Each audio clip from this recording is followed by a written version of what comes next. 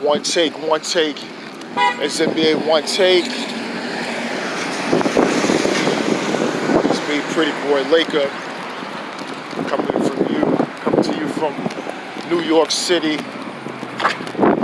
greatest city in the world. It's NBA Onetake. One take for your head, one take for your brain. It's NBA Onetake. Follow me on all social media as Pretty Boy Laker, and also subscribe on YouTube for all your latest NBA content.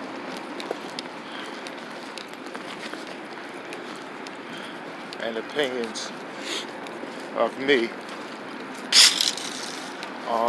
First thing I'd like to talk about, it's NBA, not NBA related, but rest in peace to Nipsey Hussle. I heard about it yesterday. I was at work. I didn't really even check my phone, and a co-worker, staff member came up to me and said, "Oh, you heard about Nipsey Hussle?" And I ain't heard about him. It's like, look, show me.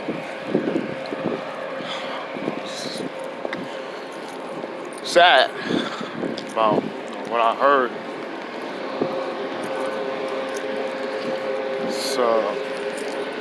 Young man, that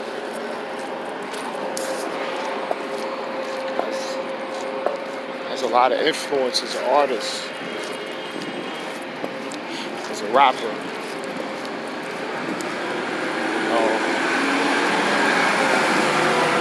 Has a great following, not just on the West Coast, but just hip hop and as a whole.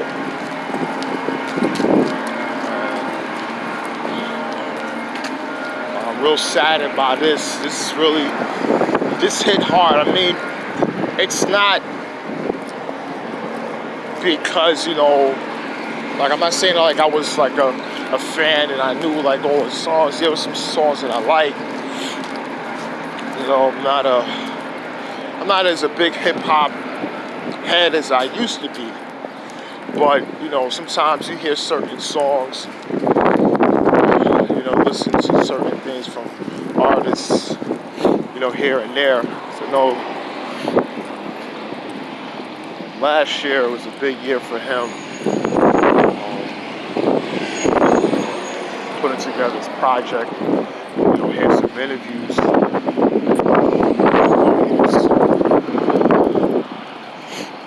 Just a real down-to-earth person that had influence and had insight on a lot of things, And I'm not gonna go into specifics, about things that he's been working on, certain things, but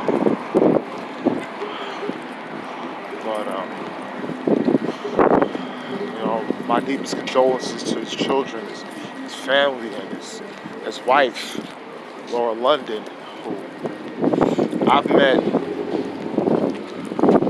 years ago at a Bad Boy industry party. She was real nice and gracious. She took pictures with people. She was, easy to talk to.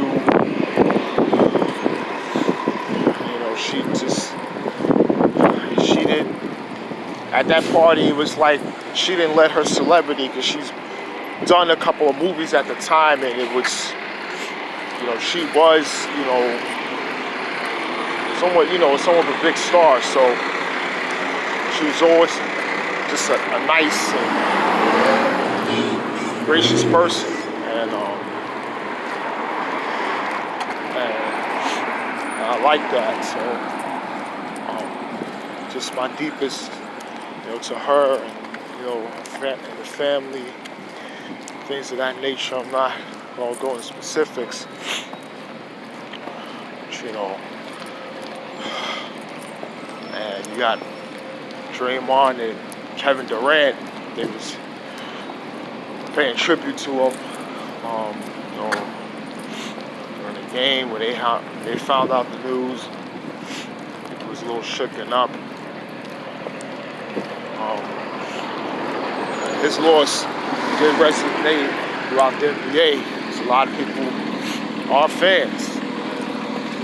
You know, the Warriors had a game against the Hornets, and I mean they took care of business. Curry, Clay splashing threes, took it over. Kemba had a bad night. He just couldn't get it going, and it wasn't just you know. The Hornets needed this, but they was just up too big. You know, Durant didn't have a great game, you know, because they was just up too big. It was just a collective effort. The bench was playing well. Quinn Cook, Jerebko, you know, Boogie got thrown out, ejected for his hit over Winnie Hernangomez. It was a crazy call, but you know, his night ended early, and we don't know. I mean, the Warriors, man, they a Jekyll and Hyde team right now. You know, at times they look like the greatest thing on earth, and then at times it's like,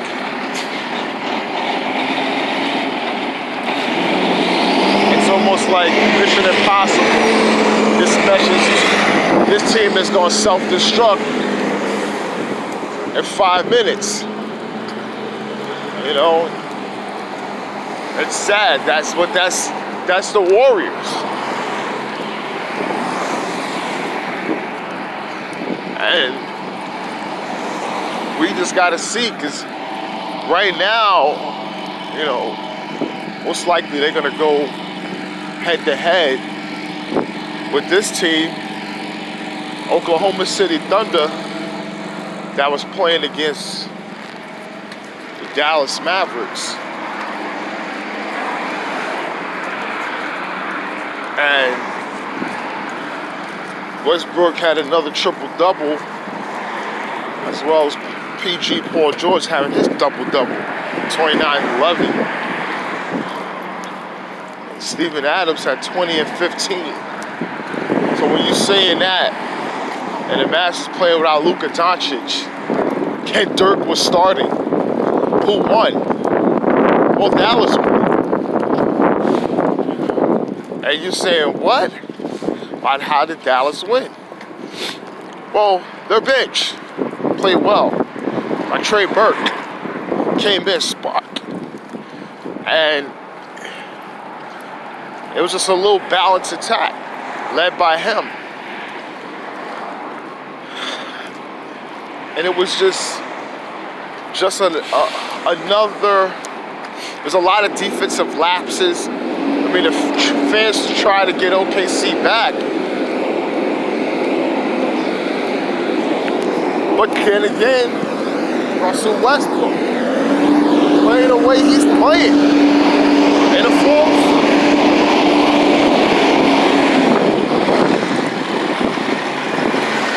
And I keep telling people, yeah, these guys did log in heavy minutes because I know they don't want to play the Warriors that early.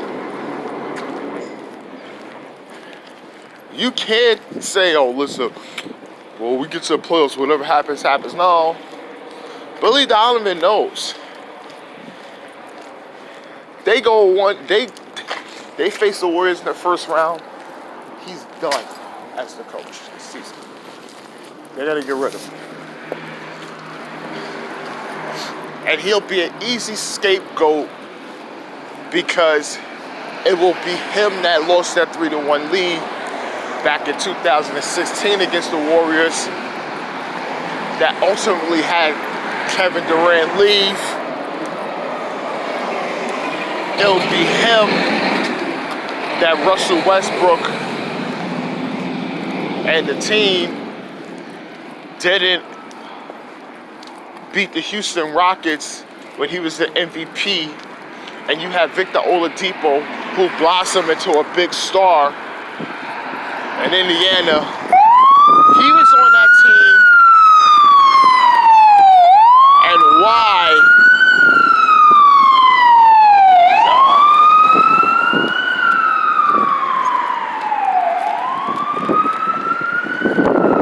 And it's like, why he didn't get that done. All NBA type players, but why was that not done? Then last season, you have Paul George and Melo with Russ, somewhat of a big three, and then you lose to a rookie-led team by Donovan Mitchell and the Utah Jazz that was not even expected to go to the playoffs because they lost Gordon Hayward. Beat you in 6 games in the first round.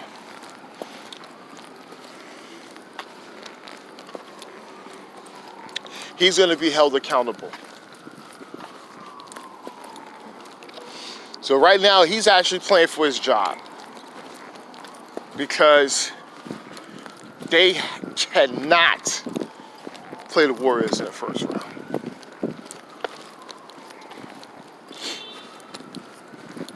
Because the only, I told coworker of mine, I said the only way that they can beat them, if it's a complete, going back to mission, a self-destruction with the Warriors. I mean, it has to come to the point, Boogie and Draymond Green in the locker room has issues with Kevin Durant. And Kevin Durant is almost as well, F you guys, I do whatever I want. And Steph is trying to play mediator, and then they telling him, F him too. We just do whatever the hell we want. And then Steve Kerr puts his hands up and just say, to hell with it. And then it'll be almost like 2004 Lakers when they was playing the Pistons and Kobe Bryant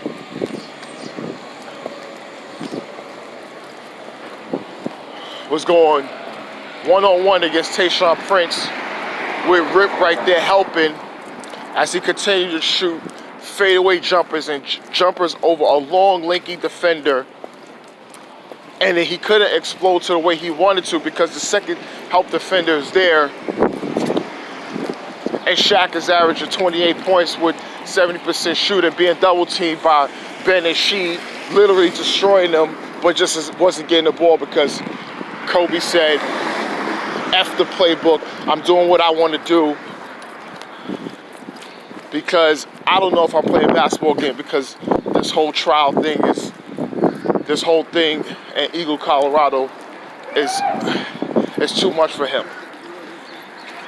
So he just played like his life was on a jeopardy. He's not, I do whatever I want to do.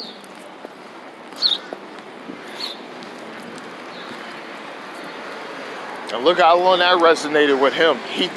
Kobe Bryant did that. He played that way for 4 years. Until 2008, until they got Pau Gasol.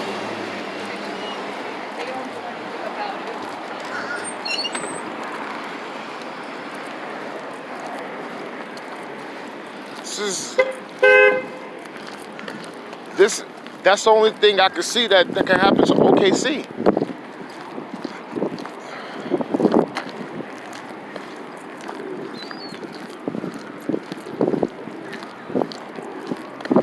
For them to win. So we'll see how NBA season winding down. My bracket is totally busted.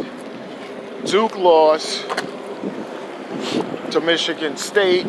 It's not the first time Tom Izzo has beaten Duke. Coach K is always questioned about his coaching ability. As always, every time you lose, you can't win every time. It's a one and done situation. And Kentucky lost too. So my bracket is like busted. Totally busted. So it's NBA one take. It's one take for your head, one take for your brain. And I'm out.